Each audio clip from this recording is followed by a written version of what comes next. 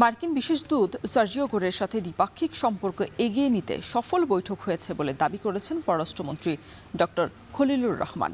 মন্ত্রী বলেন, ব্যবসা বাণিজ্য এবং জ্বালানি সহযোগিতা নিয়ে আলোচনা হয়েছে। এদিকে বৈঠক শেষে সামাজিক যোগাযোগ মাধ্যম এক্সের এক পোস্টে কূটনীতিক গোর লেখেন, দুদেশের সম্পর্ক শক্তিশালী করতে বাংলাদেশের পররাষ্ট্রমন্ত্রীর সাথে আলোচনায় ইতিবাচক অগ্রগতি হয়েছে। হোসেন জাহিদের প্রতিবেদন।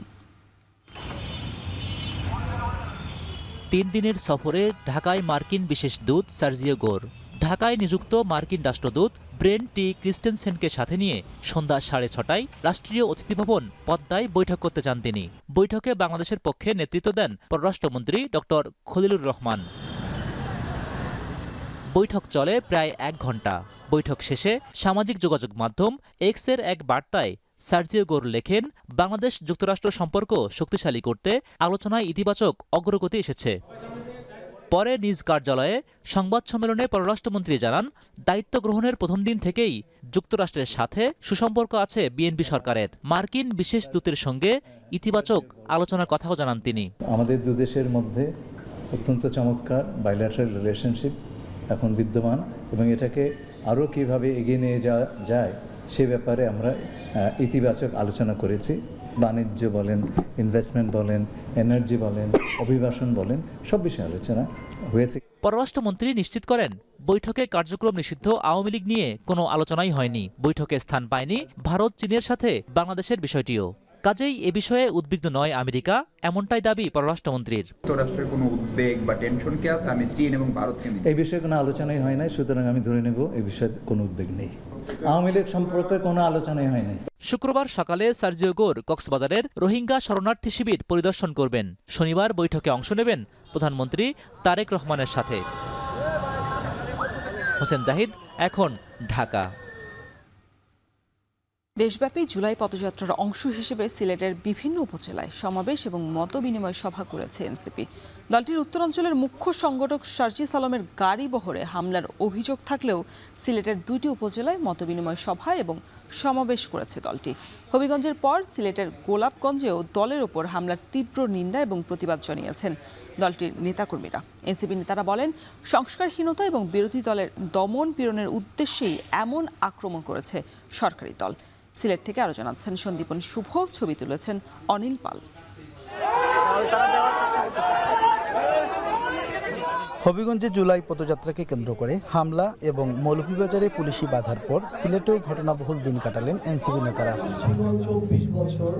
দুপুরে সিলেটের গোলাপগঞ্জে শহীদ পরিবারের সাথে মতবিনিময় শেষে ফেরার পথে উত্তরাঞ্চলের মুখ্য সংগঠক সার্জিস আলমের গাড়িতে হামলার অভিযোগ ওঠে ক্ষমতাসীন বিএনপি ও ছাত্রদলের বিরুদ্ধে। এ সময় দলের অন্যতম নেতা নাসিরউদ্দিন পাটোয়ারি বলেন, সন্ত্রাসের রাজত্ব কায়েম করছে বিএনপি, তবে ভয় দেখিয়ে গণতান্ত্রিক আন্দোলন বন্ধ করা যাবে না বলেও মন্তব্য করেন তিনি। তারেক রহমান আমাদেরকে প্রতিহত করতে পারবে না, কিছুই করতে পারবে না। রাজপথে থাকবো, রাজপথে হলো আমরা প্রোগ্রাম করব, যদি মেরে ফেলে রাজপথে মেরে ফেলবে, সমস্যা নাই। এই ঘটনার প্রেক্ষিতে সরকারের স্পষ্ট মদত রয়েছে এবং বিরোধী দলকে দমন করার উদ্দেশ্যেই এমন হামলা করা হয় বলে মন্তব্য করেন সার্জিস আলম।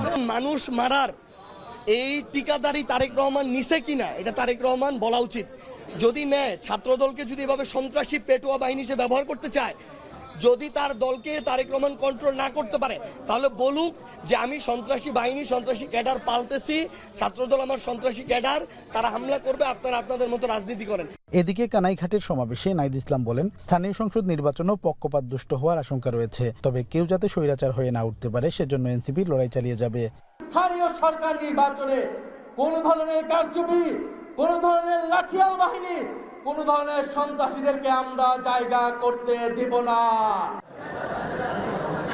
এর আগে দুপুরে শাহজালাল বিজ্ঞান ও প্রযুক্তি বিশ্ববিদ্যালয়ে আলোচনা সভায় প্রধান অতিথির বক্তব্যে নাহিদ ইসলাম বলেন, খালেদা জিয়ার গাড়ি বহরে যেভাবে আওয়ামী সন্ত্রাসীরা হামলা করেছিল, ঠিক সেভাবেই বিএনপি কর্মীরা এনসিপির উপর হামলা করছে।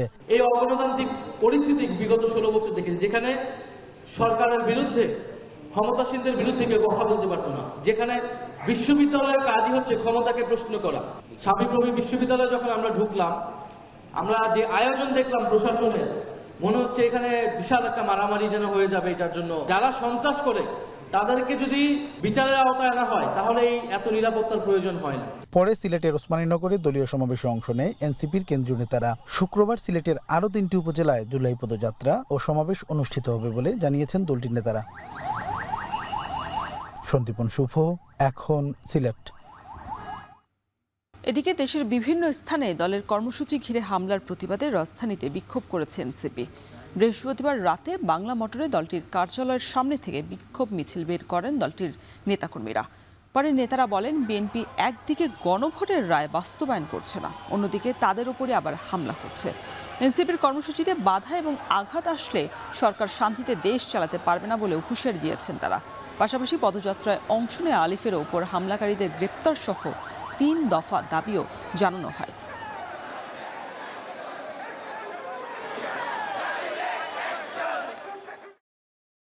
এই সন্ত্রাসের রাজনীতি, এই রড দিয়ে মারার রাজনীতি, বাঁশ দিয়ে মারার রাজনীতি আওয়ামী লীগের সময়ে দেখেছি। সেই রাজনীতির বিরুদ্ধে বাংলাদেশে 24-এর অভ্যুত্থান সংগঠিত হয়েছিল। 24-এর পরে আমরা বাংলাদেশে আর রড বা শস্ত্রের রাজনীতি দেখতে চাই নাই।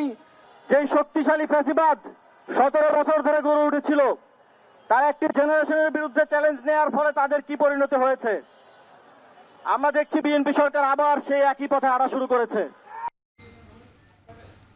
এদিকে হবিগঞ্জ এবং সিলেটে এনসিপির কর্মসূচিতে হামলার নিন্দা জানিয়ে 11 দলীয় ঐক্যের মুখপাত্র এবং জামায়াতের সহকারী সেক্রেটারি জেনারেল হামিদুর রহমান আজাদ বলেছেন, এই ঘটনা বিগত ফ্যাসিবাদের পুনরাবৃত্তি। রাতে রাজধানীর মিন্টু রোডে সংসদে বিরোধী দলীয় নেতার বাসভবনে এক বৈঠকের পর ব্রিফিংয়ে এই কথা বলেন তিনি।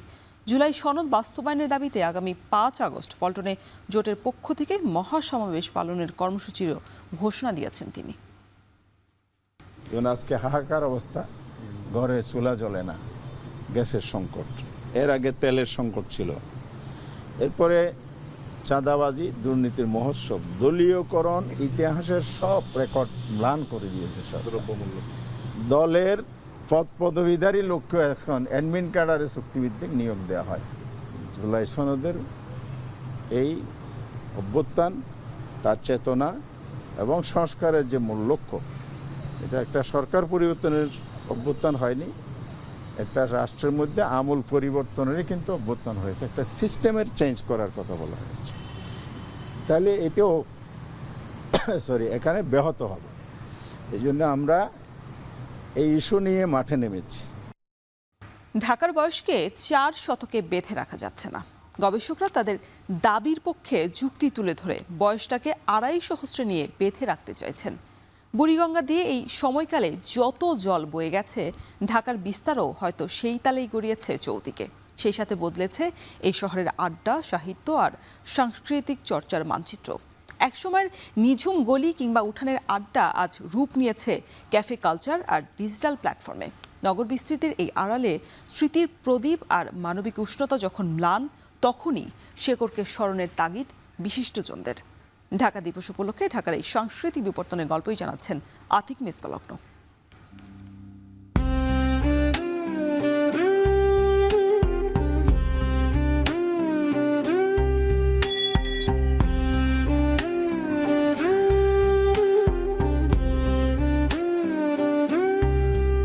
মানুষের চেয়ে শহরের স্মৃতি বড়। একটা শহরের নিজস্ব স্মৃতি থাকে, বারান্দার খাঁজে, পুরান গলির দেয়ালে, কবিতার ছন্দে কিংবা আন্দোলনের উত্তাল স্লোগানে বেঁচে থাকে সেই ইতিহাস। 4 শতকের রূপরূপান্তর ধারণ করে আজকের এই মহানগরী। মিষ্টি ষোলশ সেই গঙ্গাবুড়ির তীরে জন্ম নেয়া মুঘল জাহাঙ্গীরনগর থেকেই এর শুরু। এরপর উত্তর দক্ষিণে বিস্তার ঘটিয়ে তুরাগ, বুড়িগঙ্গা ও ধলেশ্বরী পেরিয়ে ক্রমশ বড় হয়েছে এই শহর। দীর্ঘ বিস্তৃতির এই ঝলমলে আয়োজনে অনেকটাই ঢাকা পড়েছে প্রজন্মের চিরচেনা ঐতিহ্য। ঢাকার আসল শেকড় পুরান ঢাকায়। শাঁখারী বাজার, বাংলা বাজার, সূত্রাপুর, ওয়ারি আর গ্যান্ডারিয়ার অলিগলি ছিল সাংস্কৃতিক চর্চার আতুরঘর। সেখানকার সাহিত্য আড্ডা থেকেই উঠে এসেছেন বহু খ্যাতনামা বুদ্ধিজীবী। স্বাধীনতার আগে থেকেই প্রগতিশীল সাংস্কৃতিক ধারা নীরব সাক্ষী এই ঐতিহ্যবাহী বিউটি বোর্ডিং। গুণী মানুষের পদচারণায় নিয়মিত মুখর থাকত যার প্রাঙ্গণ। তবে নগর প্রসারের সাথে বদলেছে কেন্দ্রস্থল। এখন শাহবাগ শিল্পকলা ও বিশ্ববিদ্যালয় এলাকাকে ঘিরে তৈরি হয়েছে নতুন সাংস্কৃতিক রাজধানী। আমরা তো আমাদের জায়গায় আছি, কোনো কিছু পরিবর্তন আমরা করিনি, আমরা পুরাতনকে আঁকড়ে আছি। তো এখন ওই ওনাদের শাহবাগ কেন্দ্রিক আর বাংলা মোটর কেন্দ্রিক হওয়ার ওনাদের মনের কিছু পরিবর্তন হয়েছে, নাইতে আমরা তো একই জায়গায় আছি।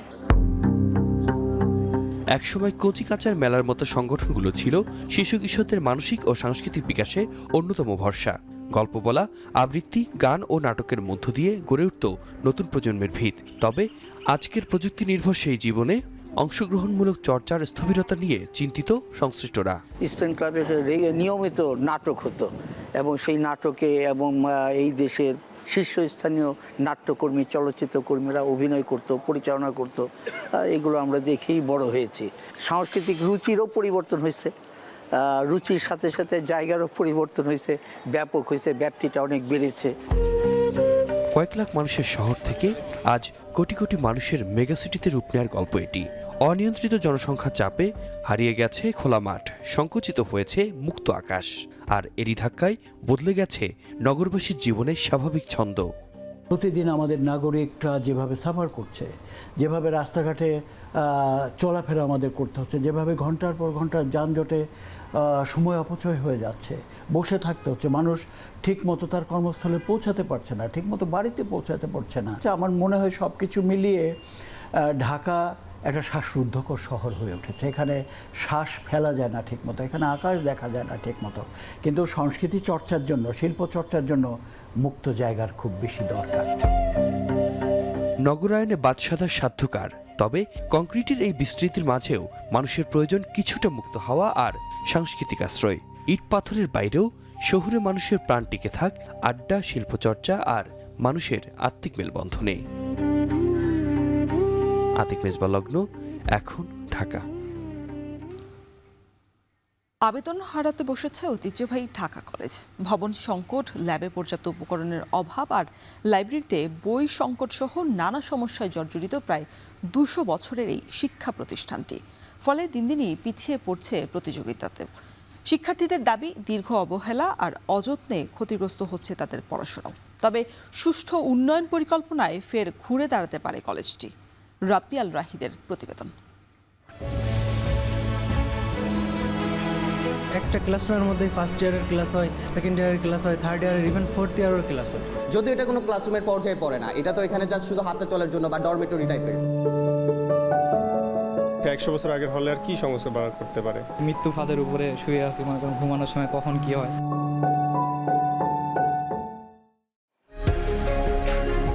নো thyself, নিজেকে জানো। গ্রিক দার্শনিক সক্রেটিসের এই মূল মঞ্চে চলা ঢাকা কলেজ যেন নিজেকেই হারিয়ে ফেলেছে। 184 বছরে অসংখ্য মেধা তৈরি করলেও এখন বার্ধক্যের ভারে নুয়ে পড়েছে ঐতিহ্যবাহী এই বিদ্যাপীঠ। বাইরে থেকে সুরম্য ফটক দেখা গেলেও ভেতরে অযত্ন আর জরাজীর্ণের ছাপ সর্বত্র। কলেজে বর্তমানে প্রায় 15,000 শিক্ষার্থী, 19টি বিভাগের মধ্যে প্রতিটিরই শ্রেণীকক্ষ সংকট। সপ্তাহে ক্লাস হয় মাত্র 2 দিন। ল্যাব রুমে আর সেমিনারে মাঝে মাঝে ক্লাস হয়। তো আমাদের বর্তমানে পরিস্থিতি দেখতে পাচ্ছেন, ক্লাসরুম সংকটের কারণে মোটামুটি আমাদের যে সিলেবাসটা থাকে সেটা শেষ হয় না। এমন পরিস্থিতিতে মাঝে মাঝে শিক্ষার্থীদের যেতে বলা হয় নতুন ভবনের 10 তলায়। প্রতিবর্ষে বিভাগগুলোতে যোগ হয় প্রায় 130-এর মতো শিক্ষার্থী। তবে কিছু ক্লাসরুমের ধারণ ক্ষমতা 30 বা 40-এর বেশি নয়। অধিকাংশ শিক্ষার্থী ক্লাস করেন দাঁড়িয়ে। ক্লাসরুম সংকট এতটাই তীব্র যে ভবনের বারান্দায় বেঞ্চ পেতে চলে ক্লাস। যেখানে আমরা হাঁটা চলার স্থান, সেইখানে বসে আমরা ক্লাসরুমে ক্লাস করতেছি। অন্য ব্যাচের যে ক্লাসমেটরা আছে ওরা এসে এখানে অপেক্ষা করে একটা ক্লাস শেষ হওয়ার পরে তারা ক্লাস করবে, এরকম।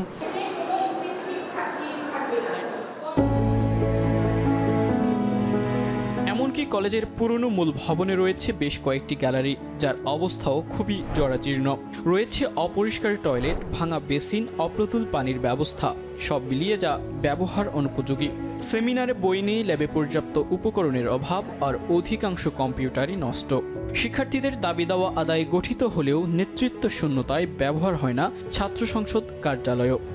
যদি আমাদের হল সুবিধাটা খুব ভালো থাকতো তাহলে দেখা যেত যে আমাদের যে এখন কষ্ট করে মেসে থাকা লাগতেছে, এই মেস কষ্ট করে থাকা লাগতো না। আবাসন যে পরিমাণ প্রয়োজন এটি কিন্তু কখনো হয়নি। বিগত সময় যে সরকার আসুক এবং কর্তৃপক্ষ যেই থাকুক, ঢাকা কলেজকে সবসময় অবহেলা করা হয়েছে।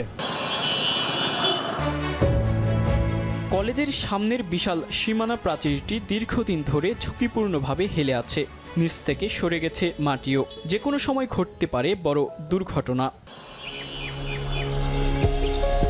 দেশের প্রত্যন্ত এলাকা থেকে অনেক মেধাবী শিক্ষার্থীর স্বপ্ন এই প্রতিষ্ঠান। ফলে তাদের ঢাকায় থাকার একমাত্র ভরসা আবাসিক হল, যদিও শিক্ষার্থীর অনুপাতে নেই পর্যাপ্ত সিট। জানালেন ভূমিকম্পের সময় তাদের অভিজ্ঞতা। মেয়াদোত্তীর্ণ ভবনে থাকা এসব শিক্ষার্থীর দাবি হল সংস্কার নয়, বরং তারা চায় নতুন আবাসিক ভবন। মোট 8টি আবাসিক হলের মধ্যে নর্থ, সাউথ, ওয়েস্ট ইন্টারন্যাশনাল বেশি পুরনো। এর মধ্যে সবচেয়ে বেশি ঝুঁকিপূর্ণ আখতারুজ্জামান ইলিয়াস হল। অনেকবারই হলটিকে পরিত্যক্ত ঘোষণা করা হয়, কিন্তু দোতলায় ওঠার পথ বন্ধ রেখে নিচতলায় ঝুঁকি নিয়ে বসবাস করছেন শিক্ষার্থীরা।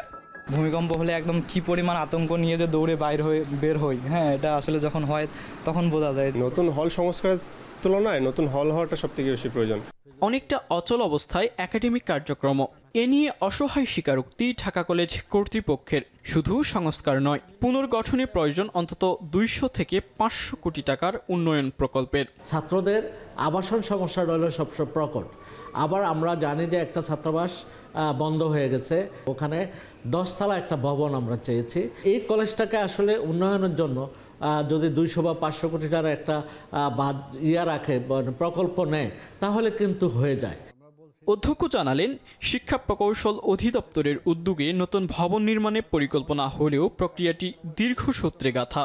সরকার প্রস্তাবনা নিয়েছিল, কিন্তু আসলে এটার কোনো কাগজপত্র ছিল না। এখন সেটা শিক্ষা মন্ত্রণালয়ে আছে। শিক্ষা মন্ত্রণালয় থেকে অনুমোদিত হলেই এটা যাবে প্ল্যানিংয়ে গেলে তারা একটা পাশ করে ইমপ্লিমেন্টেশনের জন্য আবার শিক্ষাকে পাঠাবে। সেটা হলো শিক্ষা প্রকৌশল অধিদপ্তরের কাজটা করে। তো এটা এখনও আমি মনে করি যে বেশ যথেষ্ট সময় লাগবে।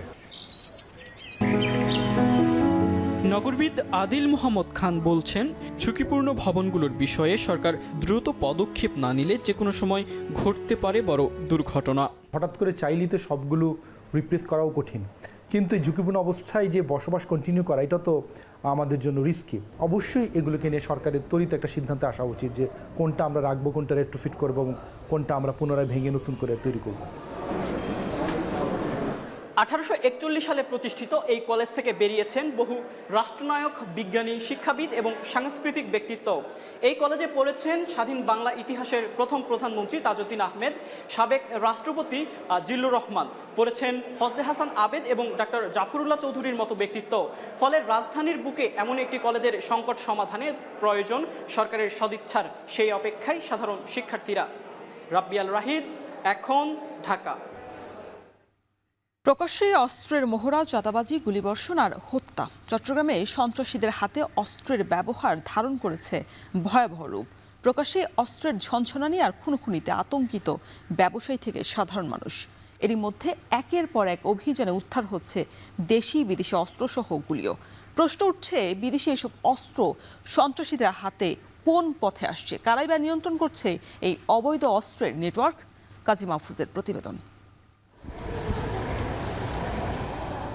সম্প্রতি নগরীর বায়েজিদে নালা থেকে বস্তাবন্দি অবস্থায় উদ্ধার হয় 1350টি বুলেট। বড় বুলেটগুলো AK-47 সহ ভারী অস্ত্রে ব্যবহৃত হয়। যদিও পুলিশের দাবি এগুলোর কোনোটিই তাজা বুলেট নয়। আর্মি সহ অন্যান্য বাহিনীর ফায়ারিং প্র্যাকটিসের খালি খোসা ও সম্মুখ ভাগ। একই দিন বায়েজিদের খন্দকার পাড়ায় র্যাবের অভিযানে আমেরিকার তৈরি পিস্তল এবং পটিয়ার দুর্গম পাহাড়ে অভিযান চালিয়ে পাওয়া যায় আরও 4টি আগ্নেয়াস্ত্র। পরদিন হালিশহর এলাকায় টেপ মোড়ানো আরও 2টি বিদেশি পিস্তল ও বায়েজিদে বিদেশি অস্ত্রসহ 2 জনকে গ্রেফতার করে পুলিশ। এভাবে প্রতিদিনই দেশি বিদেশি অস্ত্র উদ্ধার হচ্ছে বন্দরনগরীতে। প্রশ্ন উঠছে, এত বিপুল অস্ত্রের উৎস কোথায়? কখনো চাঁদাবাজি, কখনো অস্ত্র হাতে মহড়া, কখনো ব্যবসা প্রতিষ্ঠান বা বসতঘরে হামলা করছে সন্ত্রাসীরা। এছাড়া দিনে দুপুরে সশস্ত্র মহড়া আর খুন খারাপি আতঙ্ক ছড়িয়েছে পুরো জনপদে। অস্ত্রধারী যারা সন্ত্রাসী আছে এদের বিরুদ্ধে আমাদের টলারেন্স 0। আমরা যে কোনো মূল্যে এদেরকে আইনের আওতায় আনার জন্য বদ্ধপরিকর। গোয়েন্দা সূত্র বলছে, পার্বত্য সীমান্ত ও মিয়ানমারের সীমান্ত ব্যবহার করে আসা অবৈধ অস্ত্রের চালান স্থানীয় সন্ত্রাসী ও গ্যাংগুলোর কাছে সরবরাহ করে কয়েকটি চক্র। গত 17 বছরে রাজনৈতিক ছত্রছায়ায়ও অবৈধ অস্ত্রের ব্যবহার বেড়েছে দাবি করে পুলিশ বলছে, গত 1.5 বছরে চট্টগ্রাম বিভাগে AK-47 সহ 1191টি অস্ত্র, 10,674টি গোলাবারুদ এবং 1,639টি রাইফেল উদ্ধার করেছে পুলিশ। এখানে অস্ত্র এবং অস্ত্রধারী হলো সবথেকে বড় নাম্বার 1 এনিমি। তো তাকে এবং তাদেরকে আমরা এখানে স্থায়ীভাবে বা অস্থায়ীভাবে কোনোভাবেই থাকতে দিচ্ছি না। 1.5 বছরে চট্টগ্রাম মহানগর ও জেলায় অর্ধশতাধিক হত্যাকাণ্ডের ঘটনা ঘটেছে আধিপত্য বিস্তার ও চাঁদাবাজিকে কেন্দ্র করে, যার বেশিরভাগই প্রকাশ্যে গোলাগুলি। অস্ত্রের এমন ছড়াছড়িতে আতঙ্কিত চট্টগ্রামের সাধারণ মানুষ ও ব্যবসায়ীরা। অস্ত্রের ঝনঝনানি, সাধারণ মানুষের নিরাপত্তা মারাত্মকভাবে বিঘ্নিত হচ্ছে। আমরা ভীত সন্ত্রস্ত হয়ে আছি। রাষ্ট্র আমাদের কি দায়িত্ব নেয় সেদিকে তাকিয়ে আছি। এসব অস্ত্র উদ্ধারের পাশাপাশি অস্ত্র চোরাচালানের পথ বন্ধ করা না গেলে জননিরাপত্তা হুমকির পাশাপাশি আসন্ন স্থানীয় সরকার নির্বাচনে এর প্রভাব ভয়াবহ হওয়ার আশঙ্কা সচেতন মহলের। কাজী মাহফুজ, এখন চট্টগ্রাম। রাজধানীর দক্ষিণ খানের ফায়দাবাদের একটি বাসা থেকে সারা রোকসানা পিনু নামের এক নারীর মরদেহ উদ্ধার করেছে পুলিশ। বৃহস্পতিবার বিকেলে এই ঘটনা ঘটে। চুরি করতে এসেই তাকে শ্বাসরোধ করে হত্যা করা হয়ে থাকতে পারে বলে ধারণা পুলিশের। নিহতের স্বামীর দাবি, সকাল 11টায় অফিসের উদ্দেশ্যে বাসা থেকে বের হয়ে যান তিনি। এরপর সন্তানেরাও স্কুলের উদ্দেশ্যে রওনা হয়। পরে বিকেলে বাসায় ফিরে ছোট মেয়ে বিছানায় তার মার মরদেহ পড়ে থাকতে দেখে। এ সময় পাশের রুমের গ্রিল কাটা দেখতে পাওয়া যায়। পরে খবর পেয়ে ঘটনাস্থলে আসে পুলিশ এবং সিআইডির ক্রাইম সিনের সদস্যরা। পুলিশ জানিয়েছে, ঘটনাস্থল থেকে আলামত সংগ্রহের পর মরদেহ ময়না তদন্তের জন্য হাসপাতালে পাঠানো হয়েছে।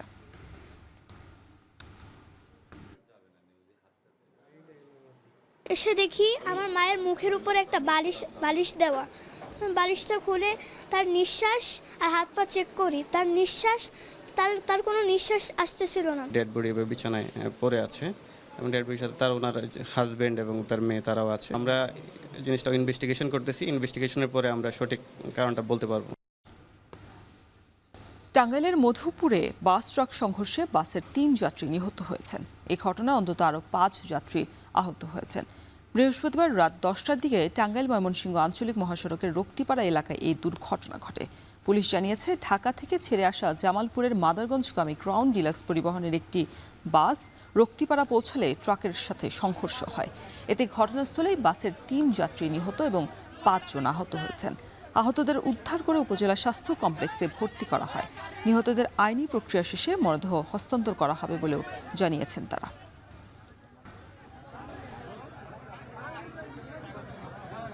রাজধানীর কাঁচা বাজারে নিত্যপণ্যের দাম আবারও ঊর্ধ্বমুখী। অধিকাংশ সবজির দামই এখন বেশ চড়া দেখা যাচ্ছে। রাজধানীর কারওয়ান বাজার থেকে বাজার দরের আরও খবর জানাতে আমাদের সাথে যুক্ত হয়েছেন সহকর্মী ইমদাদুল আজাদ। ইমদাদ, সবজির দাম চড়া নিয়ে বিক্রেতারা কি বলছেন? সরবরাহের ঘাটতি দেখছেন কিনা? আর ছুটির দিন হওয়ায় দাম সাধারণত বেশি হয়ে থাকে। এই সপ্তাহের দামটা কেমন দেখছেন? বিক্রেতারা কি বলছেন?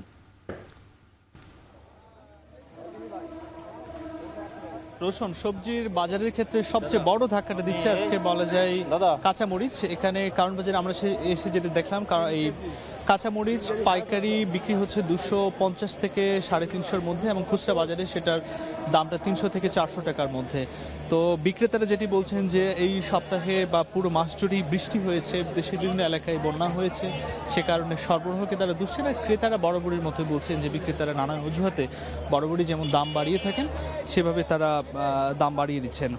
আর শুধু এই কাঁচামরিচের ক্ষেত্রে নয়, আজকে কারণবাজারে আমরা যেটা লক্ষ্য করলাম প্রতিটি সবজি প্রায় করলা থেকে শুরু করে ধুন্দল প্রত্যেকটি সবজি 70 টাকার নিচে, অধিকাংশ সবজির দাম 70 টাকার উপরে, 70 টাকার নিচে তেমন কোনো সবজি পাওয়া যাচ্ছে না। বাজার করে আমরা যেটা দেখলাম যে বেগুন প্রতি কেজি প্রায় 100 টাকার উপরে বিক্রি হচ্ছে। এছাড়া করলা, বর্ষাকালীন সবজি, কাঁকরোল এগুলো 80 থেকে 90 টাকা বিক্রি হচ্ছে। সালাদের যে সামগ্রী শশাও এখানে 60 টাকার উপরে। অন্যদিকে নিয়মিত যে সবজি আছে ঢেঁড়স, চিচিঙ্গা, কচুমুখী বা পটল প্রায় প্রতিটি সবজি 70 টাকার উপরে। এছাড়া কাঁচা পেঁপে সহ কিছু কাঁচা পেঁপে, পটল এগুলো মূলত 50 টাকার নিচে। কাঁচা বিশেষ করে পেঁপে 30 থেকে 40 টাকার মধ্যে বিক্রি হচ্ছে। সবজি বিক্রেতারা যেটি বলছেন যে বিশেষ করে মোকাম বা আড়ত থেকে তাদের বেশি দামে পণ্য আনতে হচ্ছে এবং যে কারণে এটার একটা দামটা খুচরা বাজারে পড়ছে, এর প্রভাবটা।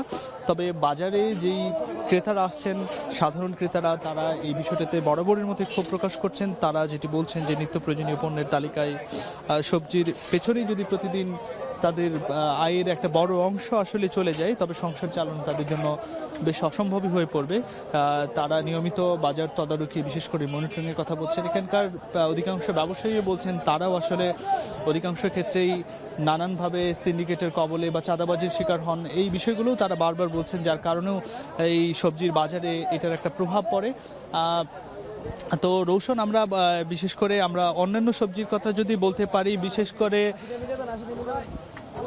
করে আলু থেকে শুরু করে রসুন, পেঁয়াজ এগুলোর দামও কিছুটা চড়া। আজকে রসুনের কেজি প্রায় 80 থেকে 90 টাকা, পেঁয়াজ 60 টাকা কেজি দরে বিক্রি হচ্ছে। তো রসুন সবজির বাজার আমরা সব মিলিয়ে বলতে পারি যে প্রায় প্রতিটি সবজি 70 টাকার উপরে। এর মধ্যে কাঁচামরিচের দামটা অনেকটাই আকাশ ছোঁয়া বলা যায়। কাঁচামরিচ এখানে 300 থেকে 400 টাকা কেজিতে বিক্রি হচ্ছে। রোশন। ছুটির দিনের বাজার পরিস্থিতির খবর জানাতে রাজধানীর কারণ বাজার থেকে যুক্ত ছিলেন সহকর্মী ইমদাদুল আজাদ। এদিকে ঢাকার বাইরেও সবজির বাজার সহ নিত্যপণ্যের বাজার পরিস্থিতি বেশ ঊর্ধ্বমুখী। পাবনায় সাপ্তাহিক ছুটির দিনে জমে উঠেছে কাঁচা বাজার। তবে গেল কয়েকদিনের টানা বৃষ্টিতে ক্ষেত নষ্ট হয়ে যাওয়ার কারণে প্রতি কেজি সবজির দাম বেড়েছে 20 থেকে 25 টাকা পর্যন্ত। এদিকে ব্যবসায়ীরা বলছেন বৃষ্টি অব্যাহত থাকলে নাকি সবজির দাম আরও বাড়তে পারে। সবচেয়ে বেশি বেড়েছে কাঁচা মরিচের দাম। এদিকে কুষ্টিয়ার পৌর বাজারে কমছে মাছের সরবরাহ। এর ফলে গেল সপ্তাহের তুলনায় দামও খানিকটা বাড়তি। একই চিত্র দেখা গেছে মাংসের বাজারেও। এ নিয়ে আরও বিস্তারিত জানাতে পাবনার সবজির বাজার থেকে যুক্ত হয়েছেন সহকর্মী মাসুদ রানা, আর কুষ্টিয়া থেকে যুক্ত রয়েছেন আমাদের সাথে মেজবা উদ্দিন পলাশ। শুরুতে মাসুদ, আপনার কাছে জানতে চাই, কবে নাগাদ সবজির দাম স্বাভাবিক হতে পারে? কি বলছেন ব্যবসায়ীরা?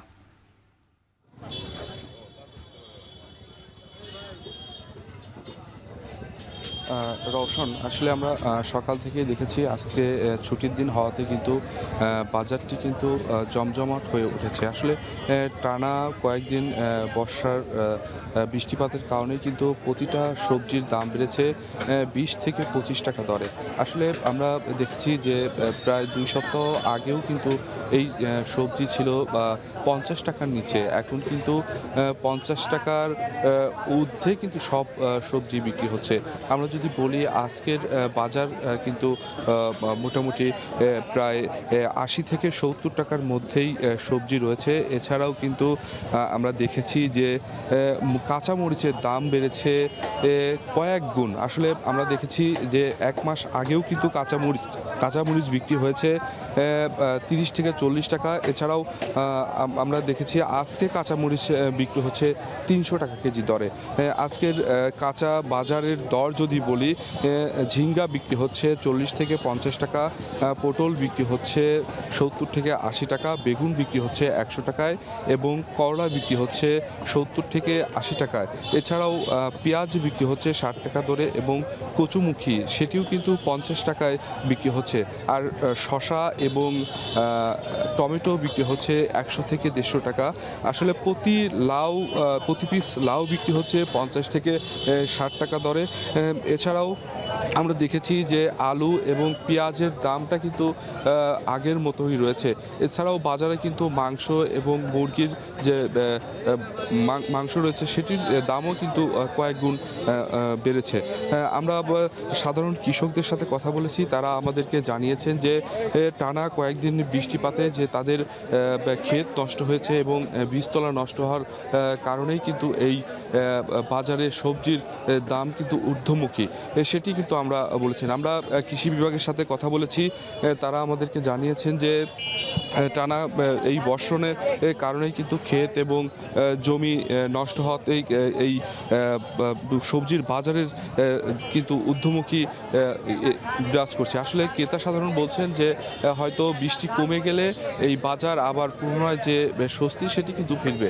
রওশন, এই ছিল পাবনা থেকে। পলাশ, দেখা যাচ্ছে যে সবজির বাজার ঊর্ধ্বমুখী, মাছ মাংসের বাজারও তো ঊর্ধ্বমুখী দেখা যাচ্ছে। ক্রেতারা কি বলছেন? স্বাভাবিক করতে বাজার মনিটরিং এর কোনো চিত্র আপনার চোখে পড়েছে কিনা?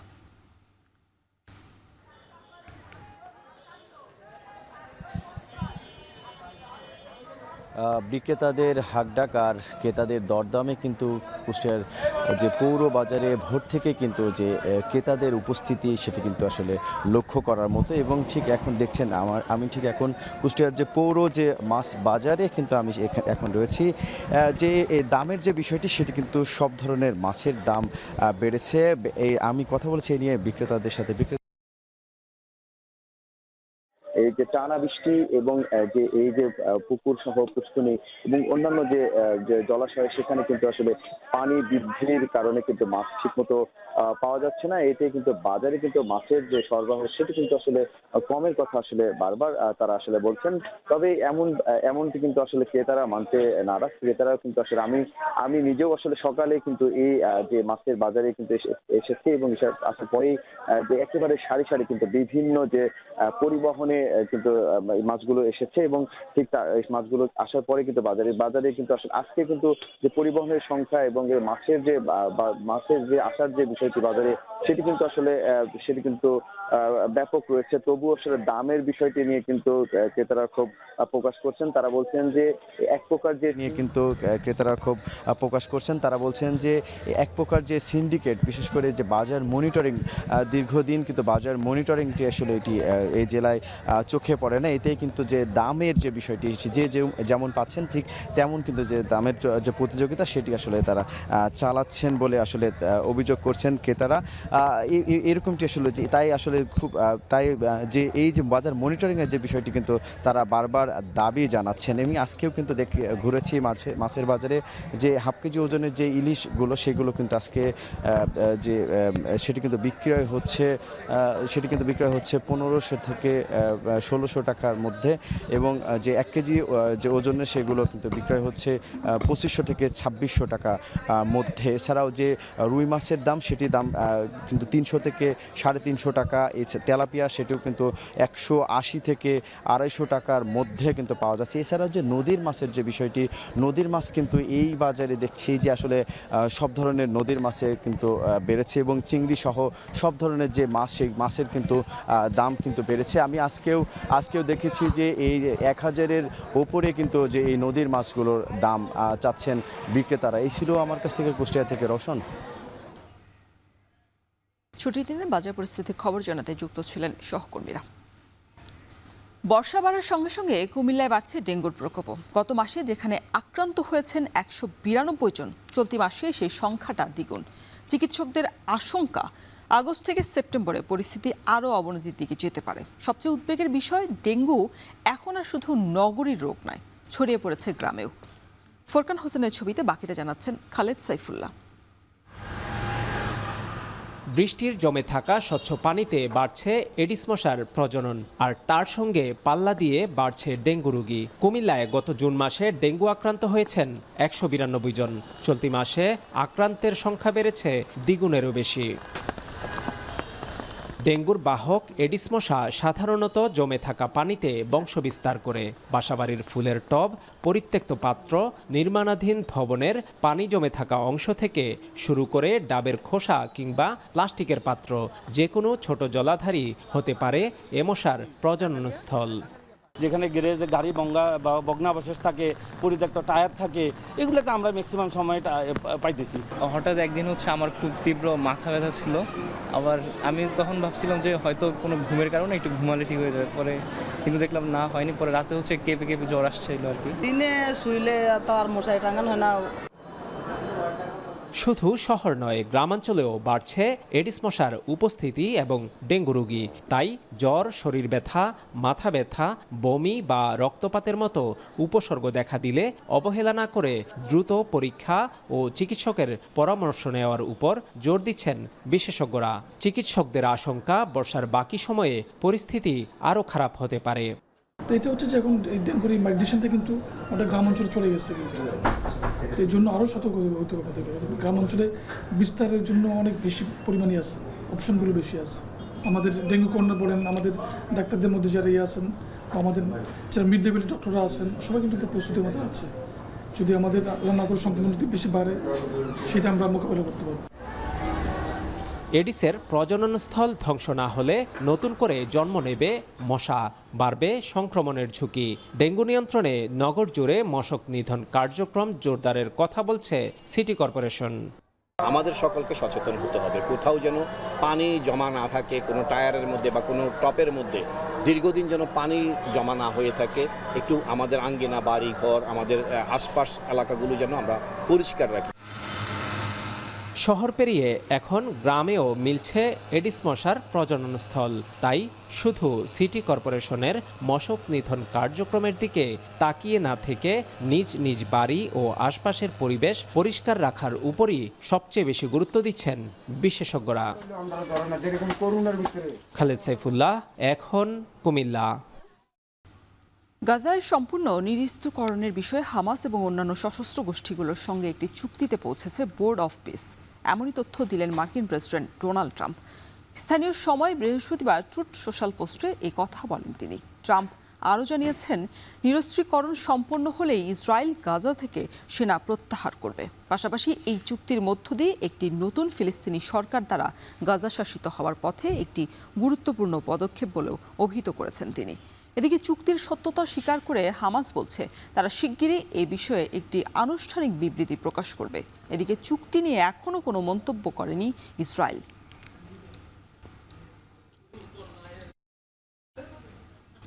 শক্তিশালী ভূমিকম্পের পর এখন সুপেয় পানির তীব্র সংকটে জাপানের দক্ষিণ পশ্চিমাঞ্চলের অন্তত 58,000 পরিবার। বিকল গ্যাস লাইনের কারণে জনদুর্ভোগ ছাড়াও 48,000-এরও বেশি বাড়িতে এখনও সচল হয়নি বিদ্যুৎ সংযোগ। কয়েক বিলিয়ন ডলার আর্থিক ক্ষয়ক্ষতির পর সাময়িকভাবে বন্ধ রয়েছে সনি, টয়োটা, হোন্ডা এবং নিশানের মতো বড় বড় প্রতিষ্ঠানের কার্যক্রম। প্রাণে বাঁচলেও সর্বস্ব হারিয়ে পথে বসেছেন অনেক উদ্যোক্তাই। বাকিটা জানাচ্ছেন সতীর্থ কর্মকার। 4 বছর আগে জমানো সব অর্থ এক করে একটি স্পোর্টস বার খুলেছিলেন ইউসুকে হাশিমোতো। টম ক্রুজের ককটেল সিনেমা দেখে অনুপ্রাণিত হয়ে এমন একটি বার বানাতে চেয়েছিলেন যেখানে সময় কাটাতে ছুটে আসবেন বন্ধুরা। কিন্তু মঙ্গলবারের ভূমিকম্পে ধসে গেছে সেই স্বপ্নের ভিত। বছরের পর বছর ধরে যত্ন আর মায়ায় গড়ে তোলা প্রতিষ্ঠানের ধ্বংসস্তূপে হেঁটে হেঁটে সাফ করছিলেন চারপাশ। 木とかも全部入れてたんで、あ、これはすごい地震がまた来たなと、すぐ分かって、でその後もう店に来て、もうこの状態。হাশিমোতো জানালেন, কয়েক সপ্তাহের ব্যবসার ক্ষতির পাশাপাশি $18,000 পণ্য নষ্ট হয়েছে তার। এই ক্ষতি পুষিয়ে বার সচল করতে সময় লাগবে আরও অন্তত 2 মাস। শুধু ছোট বড় ব্যবসা প্রতিষ্ঠান নয়, প্রলয়ঙ্কারী ভূমিকম্পে সাময়িকভাবে বন্ধ হয়ে আছে সনি, টয়োটা, হোন্ডা এবং নিসানের মতো বড় বড় প্রতিষ্ঠানের কার্যক্রম। ধসে পড়া শপিং মল ও কারখানার ধ্বংসস্তূপে এখনও চলছে তল্লাশি। 4,600 প্রতিরক্ষা কর্মকর্তা এবং প্রায় 500 পুলিশ সদস্য মোতায়েন ছাড়াও চলছে জাপান সেলফ ডিফেন্স ফোর্সেসের যৌথ অভিযান। ধসে যাওয়া শপিং মল আর কাগজ মিলের আশেপাশে উদ্ধার তৎপরতা সবচেয়ে বেশি। ভূমিকম্পের 3 দিন পরেও জাপানের উকি শহরে বিদ্যুৎহীন অবস্থায় হাজারো পরিবার। তীব্র গরমের কারণে অনেকেই রাত কাটাচ্ছেন বাড়ির বাইরে অথবা সুযোগ থাকলে ঘুমাচ্ছেন শীতাতপ নিয়ন্ত্রিত গাড়িতে। তীব্র গরমে হিটস্ট্রোকের ঝুঁকি এড়াতে স্থানীয়দের পাশাপাশি উদ্ধারকর্মীদেরও বিশেষ সতর্কতা মেনে চলার পরামর্শ প্রশাসনের। এছাড়াও গ্যাস লাইন ক্ষতিগ্রস্ত হওয়ায় বাড়ছে জনদুর্ভোগ। এদিকে প্রাণে বাঁচলেও তীব্র গরম আর ভয়াবহ পানির সংকটে জাপানের দক্ষিণ পশ্চিমাঞ্চলের অন্তত 58,000 পরিবার। তাপমাত্রা প্রায় 35 ডিগ্রি সেলসিয়াস ছাড়িয়ে যাওয়ায় জরুরি পানি সরবরাহের ওপর নির্ভর করছেন স্থানীয়রা। 水じゃ出しっぱなしとかっていうことが多かったけど、それができないから不便でしかない。もうストレスはかかる。এদিকে একের পর এক আফটার শকের কারণে রীতিমতো ভয় আর আতঙ্কে ক্ষতিগ্রস্ত এলাকার বাসিন্দারা। একা থাকতে ভয় পাওয়ায় অনেকেই বাসাবাড়ি ছেড়ে আশ্রয় নিয়েছেন অস্থায়ী তাঁবুতে। বিভিন্ন অস্থায়ী আশ্রয় কেন্দ্রে প্রায় 9 থেকে 10,000 মানুষ অবস্থান করছেন। কুমামোতো সহ আশেপাশের ক্ষতিগ্রস্ত অঞ্চলে খোলা হয়েছে প্রায় 400 থেকে 500টি আশ্রয় কেন্দ্র। সতীর্থ কর্মকার, এখন বিশ্ব। এবার খেলা প্রসঙ্গ। উচ্চাভিলাষী কোনো স্বপ্ন নয়, অস্ট্রেলিয়া সফরের আগে বরং মাটিতেই পা রাখছে বাংলাদেশ ক্রিকেট দল। 2 দশকের বেশি সময় পর দেশটিতে টেস্ট খেলতে যাওয়ার আগে ভালো ক্রিকেট খেলার প্রত্যাশা অধিনায়ক নাজমুল হোসেন শান্তর কণ্ঠে। তবে অচেনা কন্ডিশনে কাজটা কঠিন হবে মানছেন তিনি। পাশাপাশি অধিনায়কের কণ্ঠে ছিল প্রস্তুতির ঘাটতির আক্ষেপও। বাকিরা জানাচ্ছেন আসাদুজ্জামান লিটন। অস্ট্রেলিয়া সিরিজ নিয়ে আপনারা কি এক্সপেক্ট করতেছেন যে আমাদের টিম কেমন করবে? এই উত্তর আমি দিলে পছন্দ হইতো। সংবাদ সম্মেলন শুরুর আগেই সাংবাদিকদের উদ্দেশ্যে অধিনায়ক নাজমুল হোসেন শান্তর প্রশ্ন, যেন শুরুতেই সবাইকে বাস্তবতা বুঝিয়ে দিলেন বাংলাদেশের টেস্ট অধিনায়ক। এটা আসলে আমাদের কারোই কন্ট্রোলে নাই, যে কোনো সময় যে কোনো প্লেয়ার ইনজুর্ড হতে পারে। অস্ট্রেলিয়ার মাটিতে বহুল কাঙ্ক্ষিত টেস্ট সিরিজের উদ্দেশ্যে শুক্রবার দেশ ছাড়বে বাংলাদেশ দল। তার আগে আনুষ্ঠানিক সংবাদ সম্মেলনে শান্ত জানালেন দল হিসেবে নিজেদের প্রত্যাশা ও লক্ষ্যের কথা। আমাদের টার্গেট থাকবে যে কত ভালো ক্রিকেট খেলতে পারি এবং আমাদের প্রসেসটা কি, ওই জায়গাটা আমরা ঠিকঠাক মতো মেনটেন করছি কিনা। দীর্ঘ 23 বছর পর অস্ট্রেলিয়ার মাটিতে টেস্ট খেলবে বাংলাদেশ। সেখানকার কন্ডিশন সম্পর্কে ধারণা না থাকলেও দ্রুত মানিয়ে নিতে চান শান্ত। পিচ যেমনই হোক বোলারদের উপর পূর্ণ ভরসা রাখছেন তিনি। স্কোয়াডে যেই পেস বোলারগুলো আছে তারা ক্যাপাবল, এবং মুশফিক ছাড়া আমি বলবো যে মোটামুটি সবাই এক্সপেরিয়েন্স, অনেক বছর ধরেই খেলছে। সো তারা যদি তাদের সেরা বোলিংটা ওই দিন করতে পারে, অবশ্যই 20 উইকেট নেওয়া সম্ভব। কন্ডিশনটা আমরা ওখানে যাওয়ার পরেই আসলে অ্যাডাপ্ট করার চেষ্টা করব। যেরকম কন্ডিশনই থাকুক মানায় নিতে হবে। দল ঘোষণার আগে থেকেই মিরপুরের টানা অনুশীলন করেছেন বেশিরভাগ ক্রিকেটার। তবে অধিনায়ক শান্তর কণ্ঠে ছিল আরও প্রস্তুতি নিতে না পারার আক্ষেপ। বৃষ্টির কারণে প্রিপারেশনটা বাংলাদেশ ওইভাবে ঠিকমতো প্লেয়াররা নিতে পারে নাই, এবং যতটুকু সম্ভব হয়েছে নেওয়ার চেষ্টা করেছে। আপনারা দেখেছেন যে প্র্যাকটিস হচ্ছে গ্রানাইটে, ওপরে বোলিং মেশিনের সাহায্যে যতটুকু নেওয়া সম্ভব। বাট আমি স্টিল বিলিভ করি যে প্রিপারেশনের জায়গায় একটু তো ঘাটতি ছিল এবার। এতদিন অস্ট্রেলিয়ার মাটিতে টেস্ট ম্যাচ টিভিতে দেখলেও এবার নিজেরাই খেলতে যাওয়ায় আলাদা উত্তেজনা কাজ করছে বলেও জানান শান্ত। আসাদুজ্জামান লিটন, এখন, ঢাকা। এই ছিল এখন বাজারের আয়োজনে। এখন টেলিভিশন ওয়েবসাইটে দেখতে ভিজিট করুন www.ekhon.tv। এছাড়া ফেসবুকে যুক্ত থাকতে ভিজিট করুন facebook.com/tv.ekhon এবং ইউটিউবে সরাসরি দেখতে ভিজিট করুন youtube.com/c/ekhon tv।